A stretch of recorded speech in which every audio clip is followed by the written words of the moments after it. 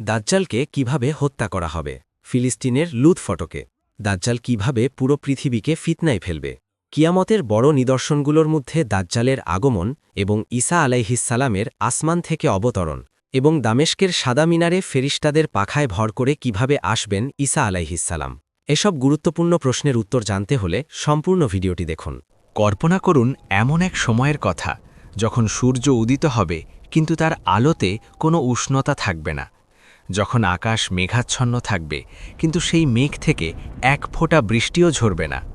পৃথিবী তার বুক চিরে ফসল দেওয়া বন্ধ করে দেবে আর নদীগুলো শুকিয়ে ধু ধু মরুভূমি হয়ে যাবে। এটি কোনো সাধারণ গল্প নয়, এটি সেই চরম সত্য যা আমাদের অনাগত ভবিষ্যতের এক বিভীষিকাময় অধ্যায়। সেই সময় যখন মানবতা তার ইতিহাসের সবচেয়ে বড় পরীক্ষার মুখোমুখি দাঁড়াবে। শান্ত হন, চোখ বন্ধ করুন এবং অনুভব করার চেষ্টা করুন। যুগ যুগ ধরে নবীরা যে ফিতনার ব্যাপারে সতর্ক করে গেছেন, যে অন্ধকারের কথা বলে উম্মতকে সাবধান করেছেন, সেই অন্ধকার আজ পৃথিবীর দরজায় করাঘাত করছে। পৃথিবী তখন টালমাটাল, মানুষের অন্তর থেকে দয়ামায়া উঠে গেছে। রক্তের সম্পর্ক আজ মূল্যহীন। ভাই ভাইয়ের বিরুদ্ধে দাঁড়িয়েছে, সন্তান তার পিতামাতাকে ভুলে গেছে। চারদিকে শুধু হাহাকার আর হাহাকার। অন্যায় আজ শুধু সাধারণ অপরাধ নয়, তা এখন সমাজের অলঙ্কার।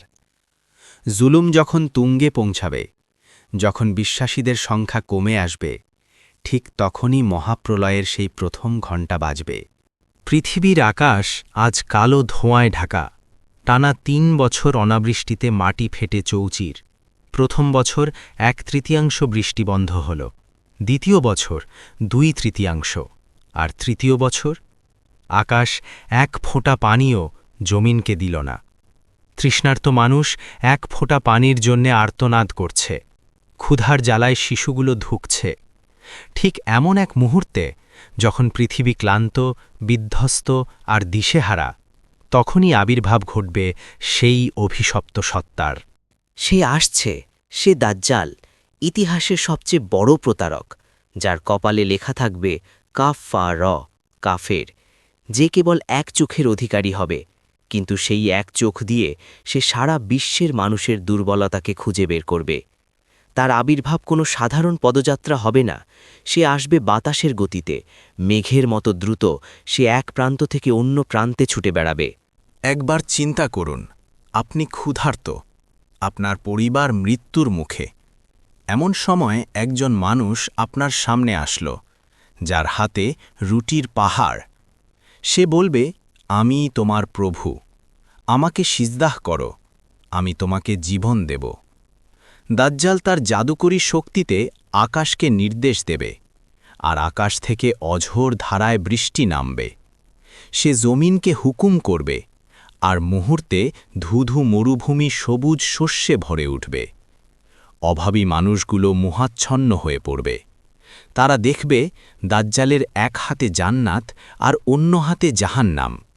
কিন্তু হায়, তার যে জান্নাতটি মানুষ দেখবে সেটি আসলে জ্বলন্ত আগুন, আর তার জাহান্নামটিই হবে শীতল জান্নাত। এটি কোনো সাধারণ জাদুর খেলা নয়, এটি হলো আল্লাহর দেওয়া এক মহাপরীক্ষা। দাজ্জাল মৃত মানুষকে জীবিত করে দেখাবে। সে আপনার মৃত পিতামাতার রূপ ধরে শয়তানকে হাজির করবে। সেই শয়তান আপনার চোখে তাকিয়ে বলবে, হে আমার সন্তান, এই তোমার রব, তুমি একে বিশ্বাস করো। কত দুর্বল ঈমানদার সেদিন সেই মায়াজালে আটকা পড়বে। অন্ধকার যেন আরও গাঢ় হচ্ছে। ঈমান আজ হাতের তালুর জ্বলন্ত কয়লার মতো, যে ধরে রাখবে সে পুড়ে যাবে, আর যে ছেড়ে দেবে সে ধ্বংস হয়ে যাবে। মক্কা আর মদিনা ছাড়া পৃথিবীর কোনো কোণা বাকি থাকবে না যেখানে এই অভিশপ্ত পা রাখবে না। কিন্তু যখনই সে মক্কার সীমানায় পৌঁছাতে চাইবে, দেখবে উন্মুক্ত তলবারি হাতে ফেরেশতারা দাঁড়িয়ে আছেন। সেখানে তার প্রবেশাধিকার নেই। পৃথিবীর মানুষ আজ দুই ভাগে বিভক্ত। একদল দাজ্জালের দেওয়া কৃত্রিম সুখের লোভে নিজেদের আত্মাকে বিক্রি করে দিচ্ছে, অন্য দল ক্ষুধার্ত, পিপাসার্ত হয়েও আল্লাহর ওপর ভরসা করে পাহাড়ে পাহাড়ে লুকিয়ে বেড়াচ্ছে। তাদের তাসবিহ হবে সুবহানাল্লাহ, আলহামদুলিল্লাহ, এটাই হবে তাদের খাবারের পরিপূরক। একদিকে দাজ্জালের অট্টহাসি আর অন্যদিকে মুমিনদের চোখের পানি। পৃথিবী কি তবে এভাবেই শেষ হয়ে যাবে? এই অন্ধকার কি কখনো কাটবে না? জালিমের দাপটে কি মজলুমেরা চিরকাল পিষ্ট হবে? না, রাতের অন্ধকার যখন সবচেয়ে বেশি গভীর হয় তখনই ভোরের আলো ফুটে ওঠার সময় আসে, যখন দাজ্জালের দাপট চরমে পৌঁছাবে, যখন মুমিনদের পিঠ দেয়ালে ঠেকে যাবে, তখনই আসমানের নীল ছিঁড়ে নেমে আসবে সেই নূরের জ্যোতি। কিন্তু সেই আসার আগে পৃথিবীকে পাড়ি দিতে হবে এক ভয়ঙ্কর দীর্ঘ রাত, যে রাতে বিশ্বাসীরা একে অপরের হাত ধরে শেষবারের মতো বলবে, লা ইলাহা ইল্লাল্লাহ। দাজ্জালের ফিতনা কেবল শুরু হয়েছে, আর তার মায়ার চাদরে ঢাকা পড়ছে গোটা বিশ্ব। ভয়ঙ্কর সেই সম্মোহন, সেই ক্ষমতার দাপট আর মিথ্যে অলৌকিকতার মহাপ্রলয় সব মিলিয়ে এক বিষাক্ত অন্ধকার পৃথিবীকে গ্রাস করে নিচ্ছে। পৃথিবী যখন দাজ্জালের মায়াজালে প্রায় বন্দী, যখন বিশ্বাসের শেষ প্রদীপটুকু নিভে যাওয়ার উপক্রম, ঠিক তখনই শুরু হয় ইতিহাসের সেই মাহেন্দ্রক্ষণ। দামেস্কের সেই প্রাচীন শহর, চারদিকে ঘেরাও করে রেখেছে দাজ্জালের বিশাল বাহিনী। শহরের ভেতরে একদল মুমিন, যারা না খেয়ে শুকিয়ে গেছেন, কিন্তু তাদের ঈমান তখনও অটুট। তারা জানেন সাহায্য আসবে, তারা জানেন অন্ধকার যত দীর্ঘই হোক ভোরের আলো ফুটবেই। ভোর হচ্ছে, তবে এক অন্যরকম ভোর। এটি সেই সুবহে সাদিক, যার সাক্ষী হতে শতাব্দীর পর শতাব্দী ধরে মুমিনরা অপেক্ষা করেছে। আকাশের রং বদলে যাচ্ছে।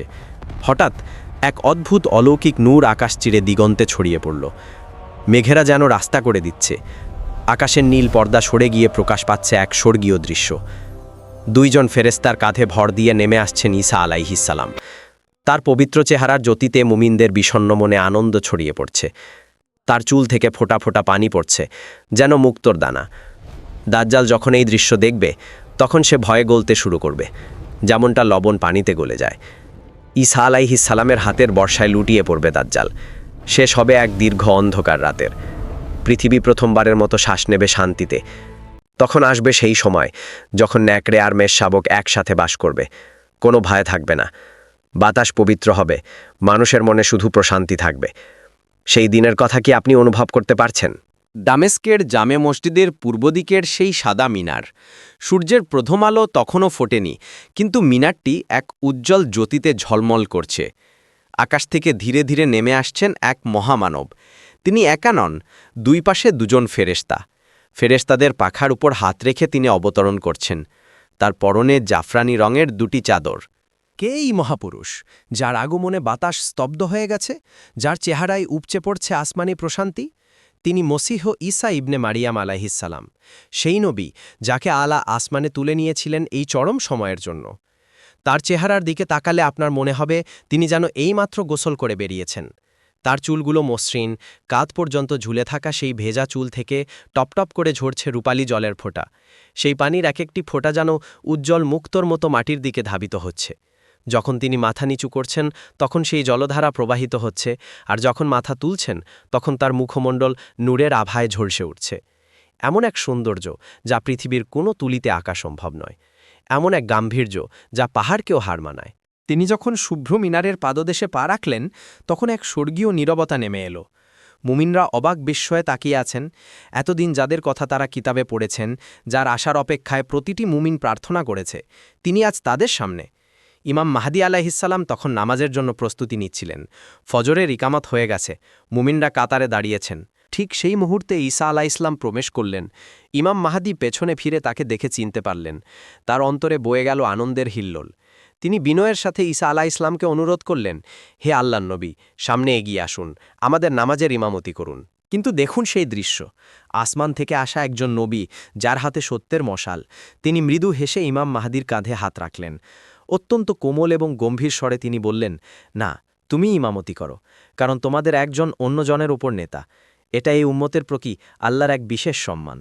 কি অপূর্ব সেই নামাজের দৃশ্য! একদিকে পৃথিবীর শ্রেষ্ঠতম মুমিনরা, আর তাদের পেছনে দাঁড়িয়ে আছেন মহানবী মোহাম্মদ সাল্লাল্লাহু আলাইহি ওয়াসাল্লামের উম্মত হিসাবে স্বয়ং ঈসা আলাইহিসসালাম। ফজরের সেই নামাজে যখন তারা সিজদায় গেলেন, তখন আসমান আর জমিন যেন এক হয়ে গেল।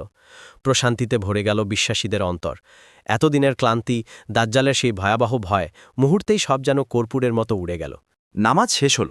সালাম ফেরানোর পর ঈসা আলাইহিসসালাম যখন মুমিনদের দিকে তাকালেন, তখন তার দুচোখে ছিল গভীর মমতা।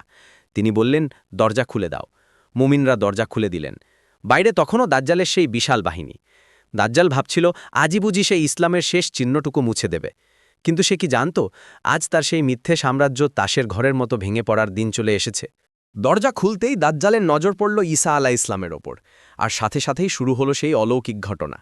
যে দাজ্জাল নিজেকে ঈশ্বর দাবি করেছিল, যে দাজ্জাল মৃতকে জীবিত করার দম্ভ দেখাত, ঈসা আলাইহিস সালামের চেহারার নূর দেখার সাথে সাথে সে মোমের মতো গলতে শুরু করল। যেমন করে লবণ পানিতে মিশে যায়, দাজ্জালের শক্তি আর দম্ভ ঠিক তেমনই ফিকে হতে লাগল। সে ভয় পেল। ইতিহাসে এই প্রথম দাজ্জাল ভয় পেল। সে বুঝতে পারল তার মৃত্যুর পরোয়ানা নিয়ে আসমান থেকে নেমে এসছেন সত্যিকারের মসিহ। এখন আর পালানোর পথ নেই। দাজ্জাল তার দ্রুতগামী বাহনে চড়ে দিগন্তের দিকে ছুটতে শুরু করল। কিন্তু আকাশ যার দখলে, জমিন যার হুকুমে, তার হাত থেকে পালানো সাধ্য কার? ঈসা আলাইহিস সালামের শ্বাস যে পর্যন্ত পৌঁছাবে, কোনো কাফেরের পক্ষে সেখানে টিকে থাকা সম্ভব হবে না। আর তার শ্বাস পৌঁছাবে ততদূর যতদূর তার দৃষ্টি যাবে। শুরু হয়ে গেল এক মহাযুদ্ধের পটভূমি। একদিকে মিথ্যার শেষ দাপট, অন্যদিকে সত্যের চূড়ান্ত বিজয়। আকাশ থেকে নেমে আসা সেই নূর এখন ধাবিত হচ্ছে অন্ধকারের বুক চিরে দাজ্জালকে চিরতরে মিডিয়ে দিতে। শান্ত হন, হৃৎস্পন্দন ধরে রাখুন, কারণ এরপর যা ঘটতে যাচ্ছে তা পৃথিবীর ইতিহাসে আর কখনো ঘটেনি। লুড্ডের সেই ফটোকে কি অপেক্ষা করছে দাজ্জালের জন্য? ঈসা আলাইহিস সালামের হাতের সেই বর্ষা কি পারবে পৃথিবীর সবচেয়ে বড় ফিতনাকে শেষ করতে? বাতাসে এখন বারুদের গন্ধ নেই, আছে এক ঐশ্বরিক তেজ। দামেস্কের সেই পবিত্র মিনার থেকে শুরু হওয়া সত্যের যাত্রা এখন এক চূড়ান্ত সংঘাতের দিকে ধাবিত হচ্ছে। যে দাজ্জাল নিজেকে পৃথিবীর অধিপতি বলে দাবি করেছিল, যে তার জাদুকরী শক্তিতে কোটি কোটি মানুষকে বিভ্রান্ত করেছিল, আজ তার সেই মিথ্যে সাম্রাজ্য বালির বাঁধের মতো ভেঙে পড়ছে। ঈসা আলাইহিস সালাম যখন মসজিদের দরজা খোলার নির্দেশ দিলেন, তখন সূর্যের আলো দাজ্জালের বাহিনীর ওপর তপ্ত আগুনের মতো আছড়ে পড়ল। কিন্তু সেই আগুনের চেয়েও ভয়ঙ্কর ছিল ঈসা আলাইহিস সালামের সেই পবিত্র নিঃশ্বাস। রাসূলুল্লাহ সাল্লাল্লাহু আলাইহি ওয়াসাল্লাম বলেছিলেন, ঈসা আলাইহিস সালামের যতটুকু দূরত্ব পর্যন্ত পৌঁছাবে, কোনো কাফেরের পক্ষে সেখানে টিকে থাকা সম্ভব হবে না। আর তার দৃষ্টি যতদূর যাবে, তার নিঃশ্বাসও ঠিক ততদূর পৌঁছাবে। দাজ্জাল যখনই ঈসা আলাইহিস সালামের চোখের দিকে তাকালো, তার কলিজা যেন ফেটে যাওয়ার উপক্রম হলো। যে দাজ্জাল মানুষকে জীবন ও মৃত্যু দেওয়ার ক্ষমতা দেখাতো, সে আজ নিজের জীবনের জন্য পাগলের মতো পলায়ন করছে। সে তার দ্রুতগামী বাহনে সওয়ার হলো। তার পেছনে তার বিশাল সৈন্যবাহিনী, যাদের মাথায় ছিল মুকুট আর হাতে ছিল তলোয়ার। কিন্তু আজ তাদের সেনাপতি পলায়নপর। দাজ্জাল ছুটছে, মরুভূমির তপ্ত বালু উড়িয়ে সে দিগন্তের দিকে পালাচ্ছে। সে চাইছে কোনোভাবে এই নূরের হাত থেকে বাঁচতে। কিন্তু সে কি জানে না, আজ পালাবার কোনো পথ নেই। আজ কেবল বিচার আর ধ্বংসের দিন। ঈসা আলাইহিস সালাম তার সেই বিশেষ বর্ষাটি হাতে নিলেন। তার পেছনে বীর মুমিনদের একটি দল, যাদের নেতৃত্বে রয়েছেন ইমাম মাহদী আলাইহিস সালাম। এটি কেবল একটি যুদ্ধ নয়, এটি হলো সত্য আর মিথ্যার চিরন্তন লড়াইয়ের শেষ অঙ্ক। দাজ্জাল দ্রুতবেগে ফিলিস্তিনের লুদ্দ নামক ফটকের দিকে এগিয়ে যাচ্ছে। সে ভাবছে হয়তো সেখানে পৌঁছাতে পারলে সে রক্ষা পাবে। কিন্তু ঈসা আলাইহিস সালাম বাতাসের মতো দ্রুতবেগে তাকে তাড়া করছেন। মরুভূমির বাতাস যেন তাকে পথ করে দিচ্ছে। আসমানের ফেরেশতারা আজ কাতারবদ্ধ হয়ে দেখছেন এই অলৌকিক মুহূর্ত। অবশেষে সেই মুহূর্তটি উপস্থিত, বাবে লুদ্দ বা লুদ্দের ফটক। দাজ্জাল আর এগোতে পারল না।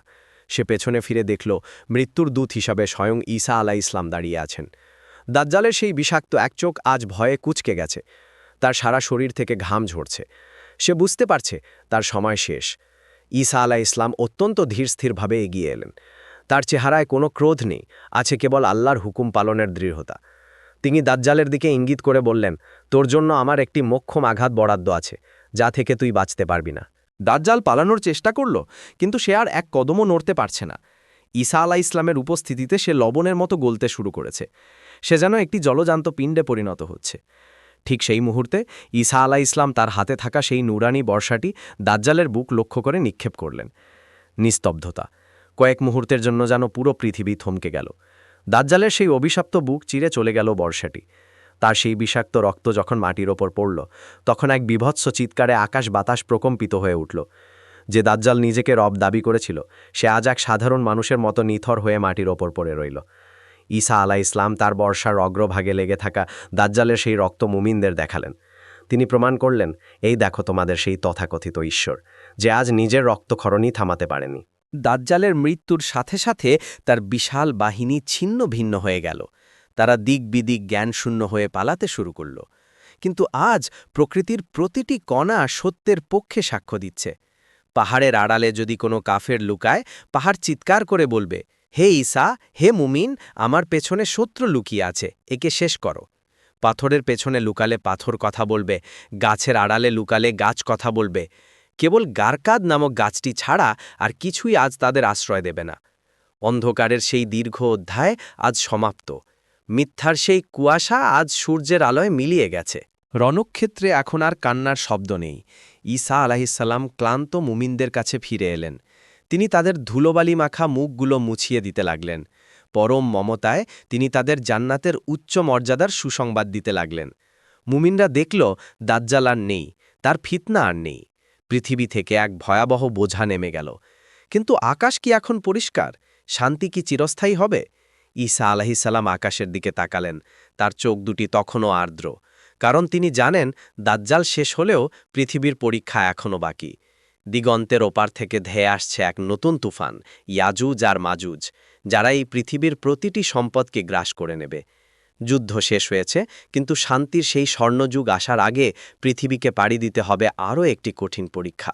দাজ্জালের মৃত্যুর পর পৃথিবী যেন এক গভীর দীর্ঘশ্বাস ফেলল। দীর্ঘদিনের সেই বিষাক্ত অন্ধকার, সেই হাহাকার আর রক্তের দাগ মুছে গিয়ে প্রকৃতিতে এক অলৌকিক পরিবর্তন আসতে শুরু করল। আসমান থেকে ঝরে পড়তে লাগল রহমতের বৃষ্টি, যা জমিনের তপ্ত বুককে শীতল করে দিল। কল্পনা করুন এমন এক পৃথিবীর কথা যেখানে কোনো হিংসা নেই, কোনো শত্রুতা নেই। মানুষের অন্তর থেকে ঘৃণা নামক শব্দটি চিরতরে মুছে গেছে। রসুলুল্লাহ সাল্লাল্লাহু আলাইহি ওয়াসাল্লাম বলেছিলেন, সেই সময় এমন এক বরকত নামবে যে একটি ডালিম এত বড় হবে যে একদল মানুষ তা খেয়ে শেষ করতে পারবে না, আর তার খোসার নিচে মানুষ ছায়া নেবে। উটের দুধের এক দোয়ানোতে এক বিরাট জামাত তৃপ্ত হবে। শান্তি কেবল মানুষের মাঝেই নয়, বন্যের পশুদের মাঝেও ফিরে আসবে। নেকড়ে আর ভেড়া একসাথে ঘাস খাবে, বাঘ আর গরু এক চারণভূমিতে বিচরণ করবে। শিশুরা বিষধর সাপের সাথে খেলা করবে, কিন্তু সাপ তাদের কামড়াবে না। এটি হবে পৃথিবীর বুকে জান্নাতের এক প্রতিচ্ছবি। ঈসা আলাহিসাল্লামের শাসনামলে পৃথিবী দেখবে ইনসাফ আর প্রাচুর্যের চরম শিখর।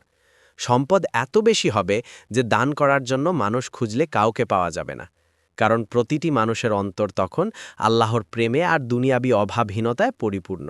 কিন্তু এই মহাজাগতিক শান্তির মাঝেই লুকিয়ে আছে আরও একটি বড় পরীক্ষা।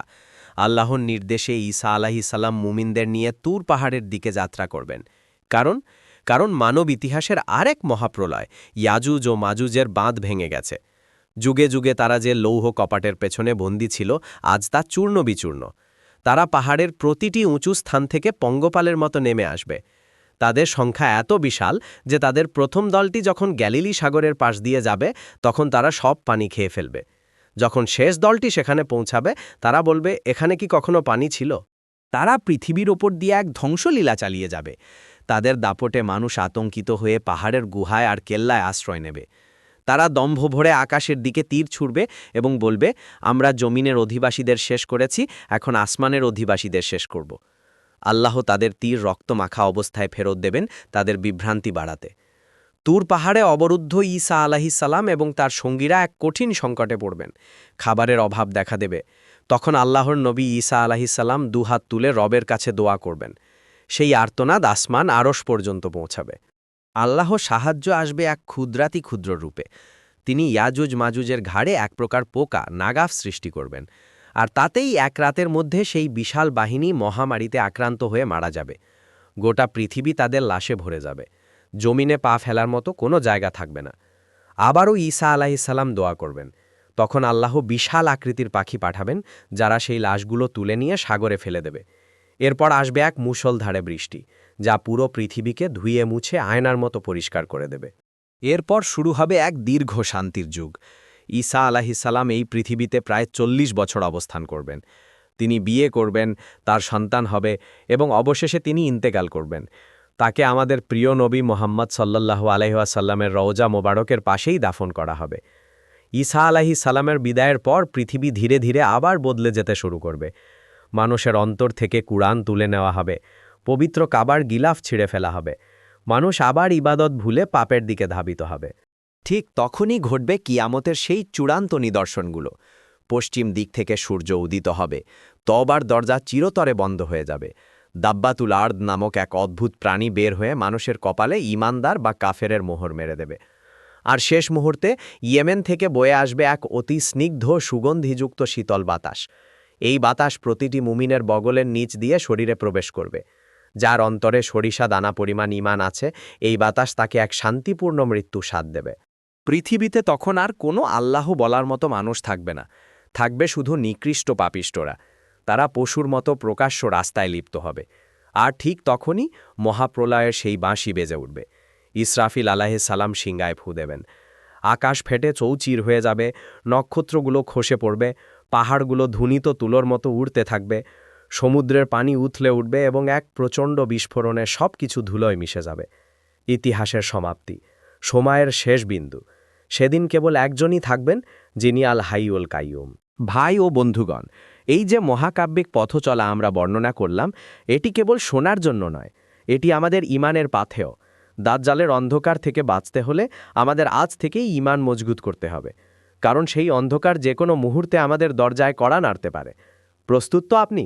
আপনার ইমান কি সেই ঝড়ে টিকে থাকার মতো শক্তিশালী? ভেবে দেখুন, সময় ফুরিয়ে আসছে।